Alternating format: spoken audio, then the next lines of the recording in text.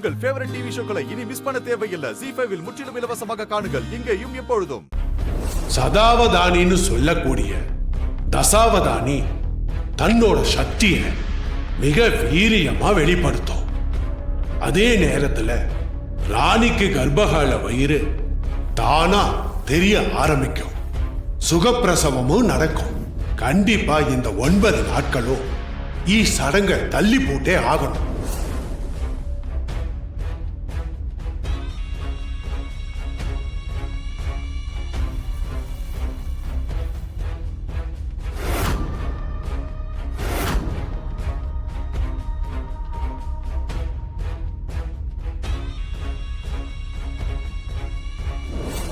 பத்திரமா கொடுங்க madam.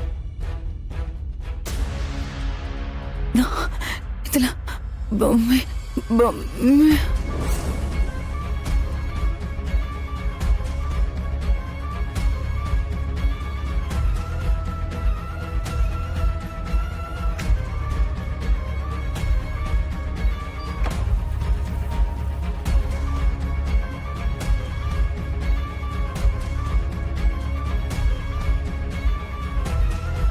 Jhansi madam என்ன அவசரமா கிளம்பி வர சொன்னாங்க. இன்னும் கொஞ்ச நேரத்துல பொம்மை அக்காவை கொன்னவங்களை பத்தின ஆதாரம் எனக்கு கிடைச்சிரும். நீ நேர்ல கிளம்பி வான்னு அவசரமா சொன்னாங்க. நான் இங்க இருந்து போய் அவங்கள பாக்குறதுக்குள்ளாரையும் அவங்களுக்கு ஆக்சிடென்ட் ஆயிடுச்சு. ஆனா அவங்க எதுக்காக இந்த போன் என்னாண்டு குத்து பத்ரம் பத்ரோன்னு சொல்லணும்? அப்போ இந்த போன்ல தான் ஏதோ ஒன்னு இருக்குது. ஆக்சிடென்ட்ல போனோட டிஸ்பிளே ஒடிஞ்சு கிடக்குதே. என்ன பண்றது? போன் ஆன் ஆகுதான்னு பாப்போம்.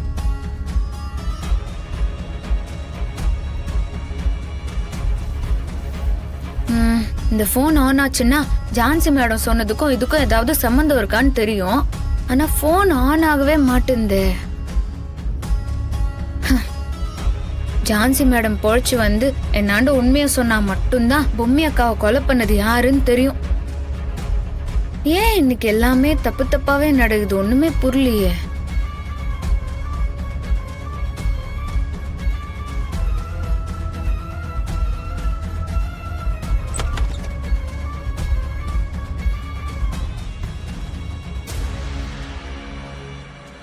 ராணி, என்னாச்சு?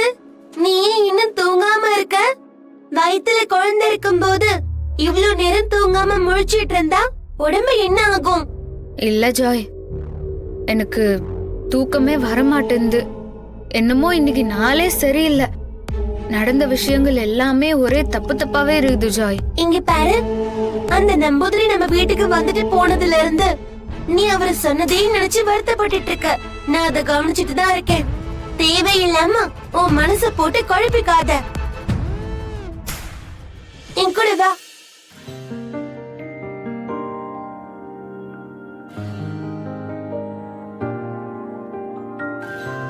படு படு ராணி. இல்ல ஜாய், சரி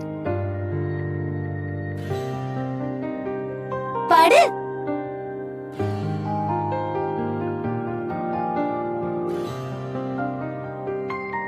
ஜீ5 ஆப்பை டவுன்லோட் செய்து அனைத்து எபிசோடுகளையும் இலவசமாக பாருங்க.